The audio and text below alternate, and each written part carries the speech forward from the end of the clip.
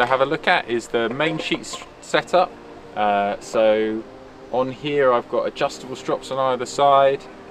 We've got 40mm blocks at the top, and then I've got this 8mm Mainsheet and a 60mm ratchet at the bottom. I've been using this wave sheave on the ratchet, which gives you extra grip. Works really nicely, and I don't sail with a cleat because I find I prefer to keep the main in my hand so I can adjust it more quickly. Other people prefer to sail with a cleat arm, especially if you're sailing on the sea or somewhere where it's a bit steadier. In terms of getting the setup right, so the main thing is getting your strop length set right and having your blocks close to the boom but not so close that they can't swivel and rotate. So these tie-on blocks mean that you can adjust that tension and get them tight enough here, but they don't then rotate. In terms of getting this setting right, so you can use the central kick post as your center point, and then you can adjust these splices so they're set up so that you can adjust either side to get your tension right. A good gauge usually is the front of the board, front of the kick bar, but that depends on how you've got everything else set up.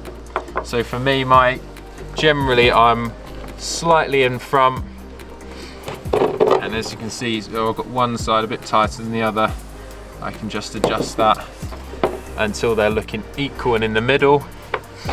This would be my sort of medium wind setting. On the shore, that will look like starting to really wind the tension on, which will equate to about halfway on the kicker, and then I will adjust that as it gets windier, so I'll make the strops shorter, because as we start to kicker on more and more, we'll bend the rig and find actually we can't get the sail central into the boat. So you're starting to see these blocks coming together. Either they're not close enough to the boom or your strops are too long.